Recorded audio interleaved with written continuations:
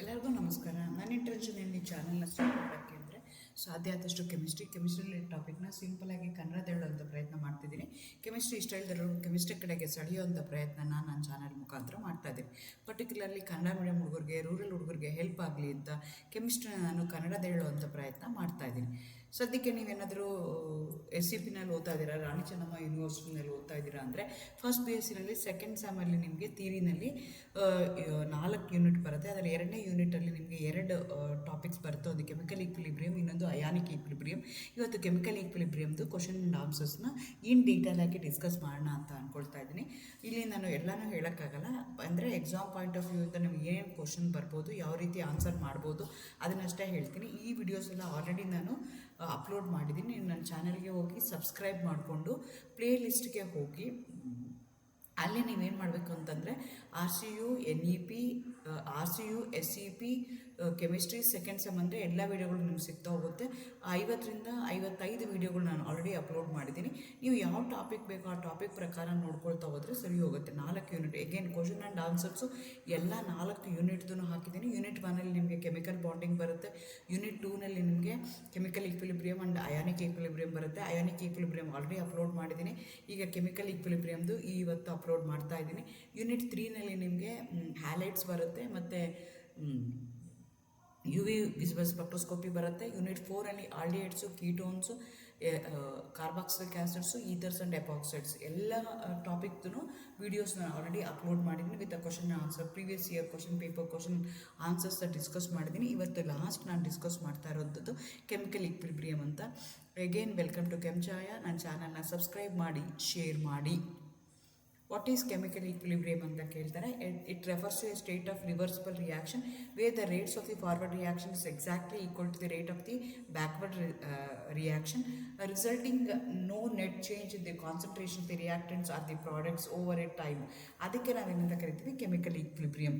ನಿಮಗೆ ಅಷ್ಟೆಲ್ಲ ಬರೆಯೋಕ್ಕೆ ಆಗಲ್ಲ ಅಂತಂದರೆ ಅಟ್ಲೀಸ್ಟ್ ಈ ರೀತಿ diagram rate versus rate coordinates ತೊಗೊಂಡು forward reaction backward reaction exactly same ಆಗುತ್ತೆ.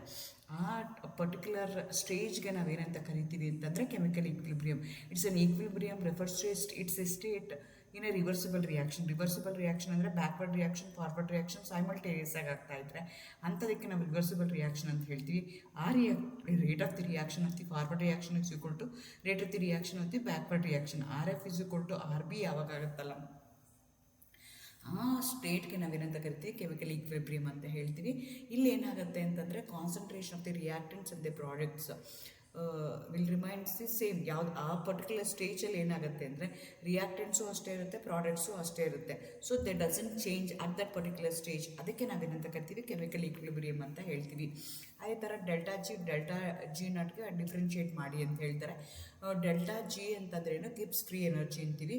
ಡೆಲ್ಟಾ G ನಾಟ್ ಆದರೆ standard grips free energy at A standard conditions ಅಂತ ಹೇಳ್ತೀವಿ. ಪರ್ಟಿಕ್ಯುಲರ್ ಕಂಡೀಷನ್ಸಲ್ಲಿ ಅದಿರುತ್ತೆ, ಅಂದರೆ ಪರ್ಟಿಕ್ಯುಲರ್ ಟೆಂಪ್ರೇಚರ್ಲಿ, ಪರ್ಟಿಕ್ಯುಲರ್ ಪ್ರೆಷರ್ಲಿ ಅದಿರುತ್ತೆ ಅಂತ ಹೇಳ್ತೀವಿ. ಅದಕ್ಕೆ ನಾವೇನಂತ ಕರಿತೀವಿ ಡೆಲ್ಟಾ G ನಾಟ್ ಅಂತ ಹೇಳ್ತೀವಿ. ಡೆಲ್ಟಾ G ಅಂದ್ರೇನು ಗಿಬ್ಸ್ ಫ್ರೀ ಎನರ್ಜಿನೇ. ಡೆಲ್ಟಾ G ನಾಟ್ ಅಂದರೂ ಗಿಬ್ಸ್ ಫ್ರೀ ಎನರ್ಜಿನೇ, but we have measured under standard conditions. ಅಂಥದಕ್ಕೆ ನಾವೇನಂತ ಕರಿತೀವಿ ಡೆಲ್ಟಾ G ನಾಟ್ ಅಂತ ಹೇಳ್ತೀವಿ. ಅದೇ ಥರ ಈಕ್ವಿಲಿಬ್ರಿಯಮ್ ಕಾನ್ಸ್ಟೆಂಟ್ ಅಂದರೆ ಏನು ಅಂತ ಕೇಳ್ತಾರೆ. ಸೊ ಈಕ್ವಿಲಿಬ್ರಿಯಮ್ ಕಾನ್ಸ್ಟೆಂಟ್ ಅಂದರೆ KA, KB, where A and B are the reactants and CD are the product. So forward at equilibrium ಏನಾಗುತ್ತೆ, rate of the reaction is equal to forward reaction is equal to backward reaction ಅಂತ ಹೇಳ್ತಾರೆ. So ಅದನ್ನು ನಾನು ಇಲ್ಲಿ ಹಾಕ್ಕೊಳ್ತಾ ಇದ್ದೀನಿ. So RF ಅಂದರೆ rate of forward reaction is equal to is directly proportional to the molar concentrations of the reactants and a product ಅಂತಿದೆ. ಹಾಗಾಗಿ ನಾನು ಇದನ್ನು ತೊಗೊಳ್ತಾ ಇದ್ದೀನಿ. ಆವಾಗ ನನಗೆ KF/KB ಏನು ಬರುತ್ತಲ್ಲ ಆವಾಗ KC ಬರುತ್ತೆ. KC is equal to C to the power of C, D to the power of D, A to the power of A, B to the power of B ಅಂತ ಹೇಳ್ತೀವಿ. ಇದನ್ನು ನಿಮಗೆ ಈಕ್ವಿಲಿಬ್ರಿಯಮ್ ಕಾನ್ಸ್ಟೆಂಟ್ ಅಂದರೆ ಏನು ಅಂತ ಕೇಳ್ತಾರೆ. ಅದೇ ಥರ equilibrium constant, this equation is called as equilibrium constant. Equilibrium ಕಾನ್ಸ್ಟೆಂಟ್ನ ನಾವು KA, KP, KC, KX ಅಂತ ಬೇರೆ ಬೇರೆ ಟರ್ಮ್ಸಲ್ಲಿ ನಾವು ಕನ್ಸಿಡರ್ ಮಾಡ್ತೀವಿ. ಅದೇ ಥರ KP ಅಂದರೆ ಏನು ಅಂತಂದರೆ ಹೇಗೆ ನಾನು ಮುಂಚೆನೇ ಹೇಳ್ದಂಗೆ ಇದನ್ನೆಲ್ಲ ಆಲ್ರೆಡಿ ನಾನು ನಿಮಗೆ ಅಪ್ಲೋಡ್ ಮಾಡಿದ್ದೀನಿ, ಆಲ್ರೆಡಿ ಇದೆ. ಈಗ ಅದನ್ನೆಲ್ಲ ನಾನು ಹೇಳೋದಕ್ಕೆ ಕಷ್ಟ ಆಗುತ್ತೆ. ಹಂಗಾಗಿ ನಾನು ಏನು ಮಾಡ್ತಾ ಇದ್ದೀನಿ ಅಂತಂದರೆ ಆನ್ಸರ್ ಟು ದಿ ಪಾಯಿಂಟ್, ನಿಮ್ಗೆ ಏನು ಬೇಕೋ ಅದನ್ನು ಮಾತ್ರ ಇಲ್ಲಿ ನಾನು ಎಕ್ಸ್ಪ್ಲೈನ್ ಮಾಡ್ತಾ ಇದ್ದೀನಿ. KP is equal to KC to the power of C, K P to the power of D, because partial ಪ್ರೆಷರ್ನ ನಾವು ಕನ್ಸಿಡರ್ ಮಾಡ್ತೀವಿ in terms of concentration terms ಬಂದು partial pressure at a given temperature consider ಮಾಡ್ತೀವಿ, ಅದಕ್ಕೆ ನಾವು K P ಅಂತ ಹೇಳ್ತೀವಿ. K A P A P B P C P D are a partial pressures of A B C D respectively. K P is equilibrium constant. P refers to the partial pressure expressed in atmosphere. ಅದೇ ಥರ ನಾವು P X ಅಂತ ಇನ್ನೊಂದು consider ಮಾಡ್ಕೊಳ್ತೀವಿ, mole ಫ್ರ್ಯಾಕ್ಷನಲ್ಲಿ ಹೇಳ್ತೀವಿ. So ಹಾಗಾಗಿ ನಿಮ್ಗೆ ಅದನ್ನು ಗೊತ್ತಿರಬೇಕಾಗತ್ತೆ ಹೇಗೆ ಆಗುತ್ತೆ ಅಂತ. ಅದನ್ನು ಇಲ್ಲಿ ನಾನು 3 ಟರ್ಮ್ಸನ್ನು ನಾನಿಲ್ಲಿ ಎಕ್ಸ್ಪ್ಲೈನ್ ಮಾಡ್ತಾ ಇದ್ದೀನಿ. ಕೆ ಎಕ್ಸ್ ಅಂತಂದರೆ ಮೋಲ್ ಫ್ರ್ಯಾಕ್ಷನ್, ಅದರಲ್ಲಿ ಹೇಳ್ತೀವಿ 3 ಟರ್ಮ್ಸಲ್ಲಿ ಹೇಳ್ತೀವಿ. ಈಕ್ವಿಲಿಬ್ರಿಯಮ್ ಕಾನ್ಸ್ಟೆಂಟ್ ಏನಿದೆಯಲ್ಲ ಅಟ್ ಎ ಪ್ರೆಷರ್ ಗೇಷಿಯಸ್ ಸ್ಟೇಟಲ್ಲಿ ಇತ್ತು ಅಂತಂದರೆ ಪ್ರೆಷರಲ್ಲಿ ಪಾರ್ಷಿಯಲ್ ಪ್ರೆಷರಲ್ಲಿ ಹೇಳ್ತೀವಿ, ಅಥವಾ ಮೋಲ್ ಫ್ರ್ಯಾಕ್ಷನಲ್ಲಿ ಅದನ್ನು ನಾವು ಎಕ್ಸ್ಪ್ರೆಸ್ ಮಾಡ್ಬೋದು. So K P is equal to when K P is equal to K C explain with an example ಅಂತ ಹೇಳ್ತಾರೆ. ಕೆ ಪಿ ಮತ್ತು ಕೆ ಸಿ ಯಾವಾಗ ಈಕ್ವಲ್ ಟು ಸೇಮ್ ಆಗುತ್ತೆ ಅಂದರೆ ನಿಮ್ಗೆ ಗೊತ್ತು, K P is equal to K C into R T to the power of delta N ಅಂತ. ಈ ಡೆರಿವೇಷನ್ನು ನಿಮಗೆ important from the exam point of view. So ಹಂಗಾಗಿ when N is equal to 0, where N ಅಂದ್ರೆ number of moles of the product is equal to number of moles of the reactant ಆದಾಗ K P is equal to K C ಆಗುತ್ತೆ. N is equal to 0 ಆದಾಗ ಇಲ್ಲಿ ಬರಿಬೇಕು, the relationship between K P and K C is equal to K P is equal to K C into R T to the power of delta N, where delta N is the change in the number of moles of the products and the number of reactants ಇದೆ. ಎರಡೂ same ಆದಾಗ delta N ಏನಾದರೂ 0 ಆಯಿತು ಅಂದಾಗ K P is equal to ಏನಾಗುತ್ತೆ, K C ಆಗುತ್ತೆ. Example ತೊಗೊಳ್ಳೋದಾದರೆ synthesis of hydrogen iodide from hydrogen and iodine ಇದೆ. ಸೊ H2 + I2 ಅಂದರೆ ಎಷ್ಟು ಮೋಲ್ಸ್ ಆಫ್ ರಿಯಾಕ್ಟೆಂಟ್ಸ್ ಇದೆ, 2 ಮೋಲ್ಸ್ ಇದೆ. ಎಷ್ಟು ಮೋಲ್ಸ್ ಆಫ್ ಪ್ರಾಡಕ್ಟ್ ಫಾರ್ಮೇಷನ್ ಆಗ್ತಿದೆ, 2 ಆಗ್ತಿದೆ. ಸೊ ಹಾಗಾಗಿ K P is equal to ಏನಾಯಿತು, ಕೆ ಸಿ ಆಯಿತು ಇಲ್ಲಿ. ಅದೇ ಥರ ವಾಟ್ ಈಸ್ ಲೀಚ್-ಕ್ಲೇಸ್ ಪ್ರಿನ್ಸಿಪಲ್ ಅಂತ ಹೇಳ್ತಾರೆ. ಸೊ ಪ್ರಿನ್ಸಿಪಲ್ ಇರೋದಕ್ಕೋಸ್ಕರ ಸ್ಟೇಟ್ಮೆಂಟ್ ಹೆಂಗಿದೆಯಲ್ಲ ಹಾಗೆ ಬರೀಬೇಕಾಗತ್ತೆ, ನಿಮ್ಮ ಓನ್ ವರ್ಡ್ಸಲ್ಲಿ ಎಕ್ಸ್ಪ್ಲೈನ್ ಮಾಡೋಕ್ಕಾಗಲ್ಲ.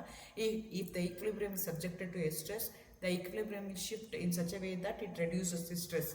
ಇದು ಹೇಗೆ, ಯಾಕೆ, ಅದನ್ನೆಲ್ಲ ವಿತ್ ಅನ್ ಎಕ್ಸಾಂಪಲ್ ನಾನು ಆಲ್ರೆಡಿ ಬೇರೆ ವಿಡಿಯೋಗಳಲ್ಲಿ ಡಿಸ್ಕಸ್ ಮಾಡಿದ್ದೀನಿ. ಇಲ್ಲಿ ಬರೀ ಪ್ರಿನ್ಸಿಪಲ್ ಮಾತ್ರ ಇಲ್ಲಿ ನಾನು ಡಿಸ್ಕಸ್ ಮಾಡ್ತಾ ಇದ್ದೀನಿ. ಅದೇ ಥರ ಕೆ ಪಿ ಮತ್ತು ಕೆ ಸಿ ಮಧ್ಯೆ ರಿಲೇಷನ್ಶಿಪ್ ಏನಿದೆಯಲ್ಲ ಅದನ್ನು ಎಸ್ಟಾಬ್ಲಿಷ್ ಮಾಡೋಕ್ಕೆ ಹೇಳ್ತಾರೆ.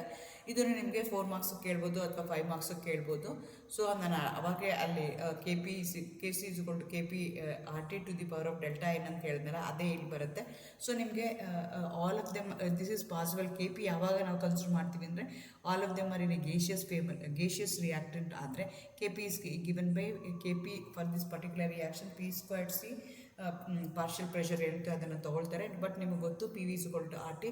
ಸೊ ಹಾಗಾಗಿ ಪಿ ವ್ಯಾಲ್ಯೂ ನಿಮಗೆ ಗೊತ್ತು. ಸೊ ಆ ಪಿ ವ್ಯಾಲ್ಯೂನ ಏನು ಮಾಡಬೇಕಾಗತ್ತೆ, ಇಲ್ಲಿ ಸಬ್ಸ್ಟಿಟ್ಯೂಟ್ ಮಾಡಿಕೊಂಡು ಸಿಂಪ್ಲಿಫೈ ಮಾಡಿದಾಗ ನಿಮಗೆ C squared A squared into B into R T ಬರುತ್ತೆ. ಸೊ ನಿಮ್ಗೆ ಕೆ ಸಿ ಗೊತ್ತಿದೆ, K C is equal to C to the A squared B ಇರುತ್ತೆ. ಸೊ ಆರ್ ಟಿ ಮಾತ್ರ ಎಕ್ಸ್ಟ್ರಾ ಇರುತ್ತೆ. ಸೊ ಹಾಗಾಗಿ K P is equal to K C by R T ಆಯಿತು, ಅಥವಾ K P is equal to K C R T to the power of -1 ಆಯಿತು.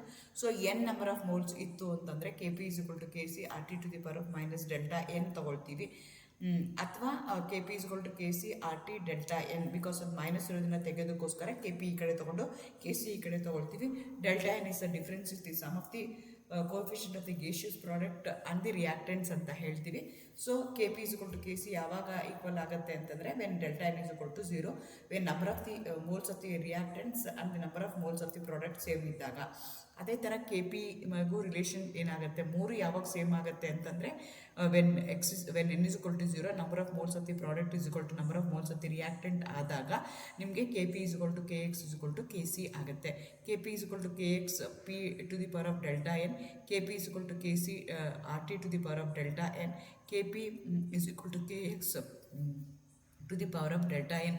So ಬೇರೆ ಬೇರೆ ಫಾರ್ಮಲ್ಲಿ ಅದನ್ನು ಎಕ್ಸ್ಪ್ರೆಸ್ ಮಾಡ್ತಾರೆ. ಇದು ಡೆರಿವೇಷನನ್ನು ಆಲ್ರೆಡಿ ನಾನು ಇನ್ ಡೀಟೇಲ್ ಆಗಿ ಎಕ್ಸ್ಪ್ಲೈನ್ ಮಾಡಿದ್ದೀನಿ. ಬಟ್ ಇಲ್ಲಿ ಏನು ಎಕ್ಸಾಮ್ ಪಾಯಿಂಟ್ ಆಫ್ ವ್ಯೂ ಇಂದ ನಿಮ್ಗೆ ಏನು ಇಂಪಾರ್ಟೆಂಟೋ ಅದನ್ನು ಮಾತ್ರ ಇಲ್ಲಿ ನಾನು ಡಿಸ್ಕಸ್ ಮಾಡ್ತಾ ಇದ್ದೀನಿ.